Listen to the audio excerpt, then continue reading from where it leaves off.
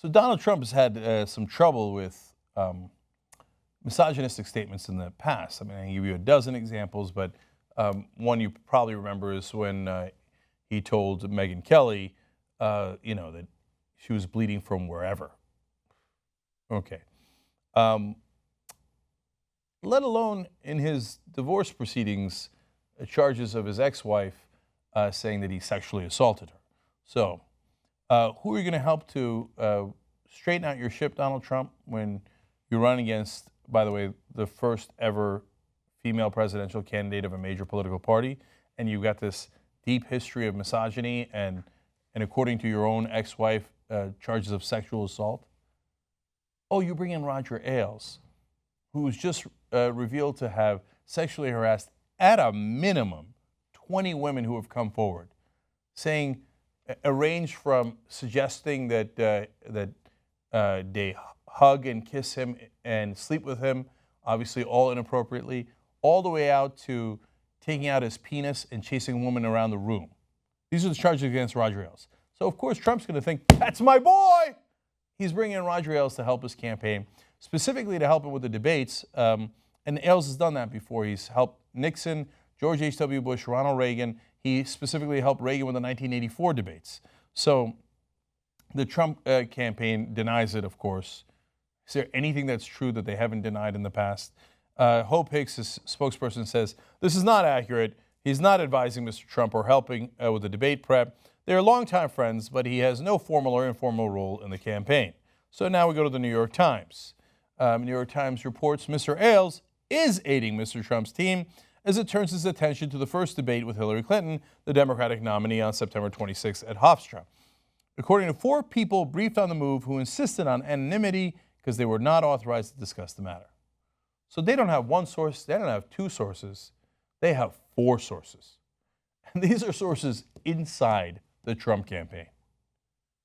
No role at all, except for all the people inside the Trump campaign telling the New York Times, yeah, he's in the building, he's aiding him, and he's definitely helping him with debate prep. Oh, except for that. Okay. Furthermore, New York Times says the 2 of them said that Mr. Ailes' role could extend beyond the debates, which Mr. Trump's advisors see as crucial to vaulting him back into the strong contention for the presidency after a series of self-inflicted wounds that have eroded his standing in public opinion polls. Okay. So, again, if you don't know about Roger Ailes and all the cases of sexual harassment that have now been legally filed against him and the ones that came out in the press recently, among the many odious things that Roger Ailes has said, there's this quote from Gretchen Carlson's lawsuit against him. Again, almost everybody that is charged him with sexual harassment are conservatives. Certainly in the recent years, most of them work at Fox News. People complaining about him, suing him, are Gretchen Carlson, Andrea Tantaros. Others lodging complaints include Megyn Kelly, all deeply conservative, deeply right-wing. But why were they worried about what he was saying? Because apparently he said things like this to Gretchen Carlson. I think you and I should have had a sexual relationship a long time ago, and then you'd be good and better, and I'd be good and better. Well, one, on the sexual harassment claims, that's pretty damaging. Number 2, I can see why Trump and Ailes get along. So they both speak in the same way. Hey, if we do that, it'll be good and then better. And for you and for me, it'll be good and better. We'll have many, many sexual liaisons. Liaisons is way too complicated a word for Trump. Never mind. Okay.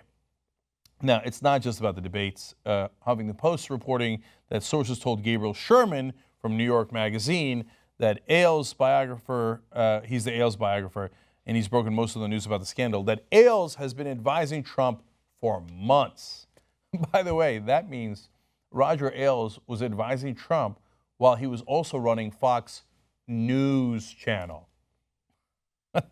Look, there are some concerns that some of the channels like CNN are too much in the tank for Hillary Clinton. And I hear you, and I was among the people concerned about that given their relative treatment of Hillary Clinton and Bernie Sanders during the primaries.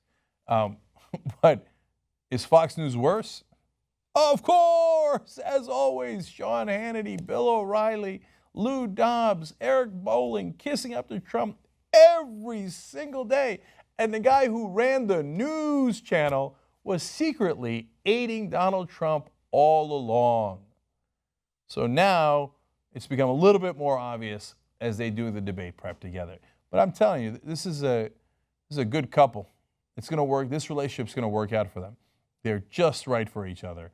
And they don't neither one of them gives a damn what anybody else thinks. So Trump, if he's looking for that kind of advice, is going to get it from Roger Ailes. Whether it'll work is an entirely different story.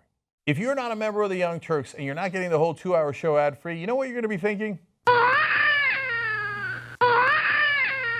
Don't say I didn't warn you. tytnetwork.com/join. Go.